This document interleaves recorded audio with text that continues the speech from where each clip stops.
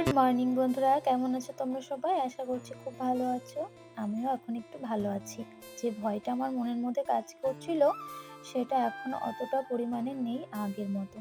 তো চলো, স্বাভাবিক জীবনযাপনে তো আবার ফিরতে হবে, ভয় পেলে তো চলবে না। তো দেখো, এখন হচ্ছে সকালবেলা বিছানা গোছাচ্ছি। সকাল বলবো না, এখন ভালোই বেলা হয়ে গেছে। তো আজকে তো বাবা গেছিল হচ্ছে কলকাতাতে। আমি আর মাম্মাম আজকে বাড়ি সকালবেলা বাজার করে দিয়েই গেছে। তো সকালে আর সেরকম কিছু রান্নাবান্না বসাইনি। আমি ভাবলাম যে একবারেই বসিয়ে দেবো, সকালে চা বিস্কুট খেয়ে নেবো, মাম্মামকে কর্নফ্লেক্স খাইয়ে দেবো।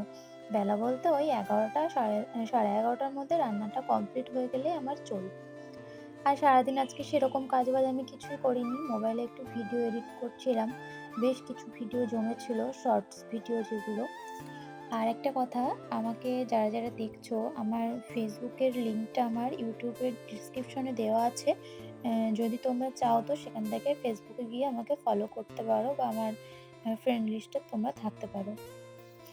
তো জানি না ওটায় ক্লিক করলে যাচ্ছে কিনা। আমি ফেসবুকের লিঙ্কটা বেশ অনেকদিন আগে একবার দিয়েছিলাম।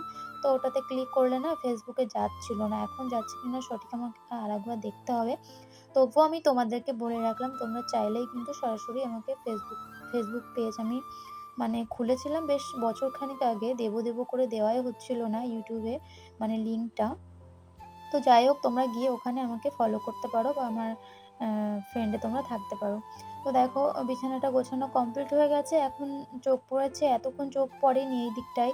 পিঁপড়ে উঠেছে, এখানে একটু ফাঁকা মতো আছে, একদম ফাঁকা বলতে চোখে পড়ছে না, এত সরু আর কি বলবো, সেখান থেকে পিঁপড়ে উঠেছে। তো সেগুলোকে পরিষ্কার করলাম। তারপরে মামামের এই যে কাপড়টা এখন এখানে গুছিয়ে রাখছিলাম। যেই কাপড়টা আমাকে গোছাতে দেখেছে, আমি এত লুকিয়ে গুছিয়ে রাখছিলাম। কখন যে দেখে ফেলেছি কি বলবো, ঘরে এসেই বায়না ধরেছে যে আমাকে শাড়ি পরিয়ে দাও। আর শুধু শাড়ি পরিয়ে দাও বললে তো হবে না। শাড়ি পরাতে হবে, একটা করে জিনিস দিয়ে তাকে সাজাতে হবে। কত রকম জিনিস।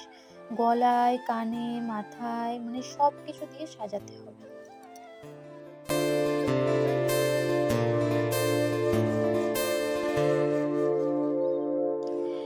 মাম্মাম হচ্ছে যখন এই বায়নাগুলো আমাকে করতো না বেশ কিছুদিন আগে, যখন নতুন এই বায়নাগুলো শুরু করে যে মা আমাকে শাড়ি পরিয়ে দাও, ওই দিদিটার মতন সাজিয়ে দাও, আমাকে গলায় মালা পরিয়ে দাও, কানে কানের দুল পরিয়ে দাও, মাথায় ফুল দিয়ে দাও, তখন আমার যেন খুব বিরক্ত ফিল হতো এই জিনিসটাতে।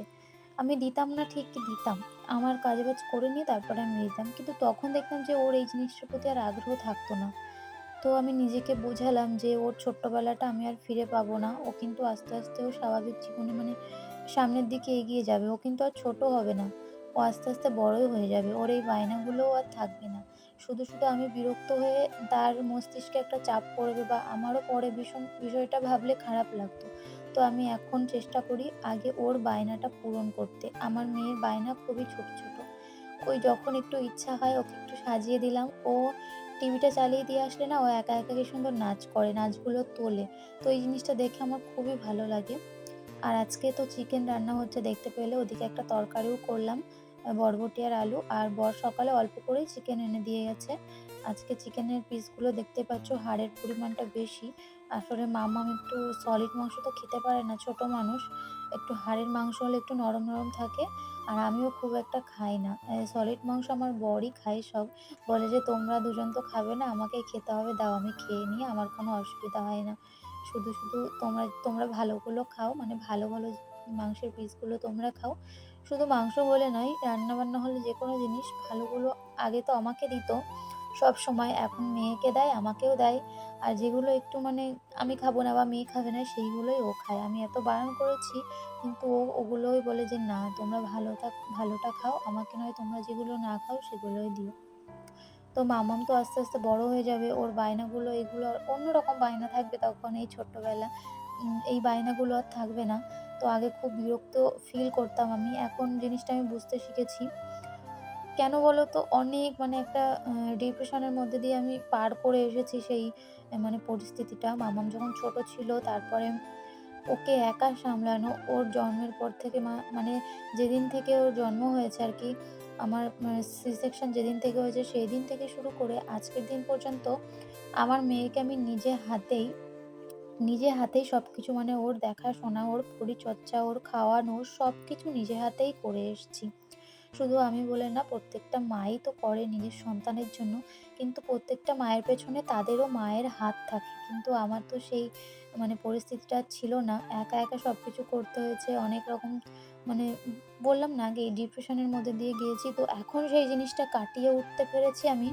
তো আমার জন্য খুবই ভালো হয়েছে। তো এখন আমি স্বাভাবিক জীবনে ফিরে এসেছি। সেইরকম দুশ্চিন্তা আমি এখন আর করি না। তো সেই বিষয়ে নয় পরে একটা ব্লগে তোমাদের সঙ্গে সব শেয়ার করব। আমার মা হওয়ার জার্নিটা কেমন ছিল। দেখো ওদিকে রান্না করতে, করতে এদিকে একটু আ ডাল আর চাল ছিল কিছুটা মেশানো। মানে কিচেনের এক সাইডে পড়েই ছিল। আমি ভাবলাম নষ্ট করব শুধু, শুধু। এটা দিয়ে আমি একটু মুখে কাজে লাগানো যাবে স্ক্রাবার হিসেবে। একটু দেখো মিহি করে গুঁড়ো করে নিয়েছি মিক্সার গ্রাইন্ডারে। এটা আমি ব্যবহার করব স্ক্রাবার হিসাবে মুখে। এতে কিন্তু খুব ভালো ফল পেয়েছি। মানে খুব ভালো মুখটা ক্লিন হয়ে যায়। যদিও বা আস্তে, আস্তে কিন্তু একদম এটা একটু কিছুক্ষণ ভিজিয়ে রাখতে হবে ১-২ মিনিট। তারপরে মুখে এপ্লাই করলে না স্ক্রাবার হিসাবে ভালো হয়। না হলে এই যে অনেক মোটা, মোটা দানা তো বেশি যেন মুখটা জ্বালা, জ্বালা করে জোরে, জোরে ডললে। তো চলো আজকের মতো ব্লগটা এখানেই শেষ করছি। আমার রান্না-বান্না কাজ সব কমপ্লিট।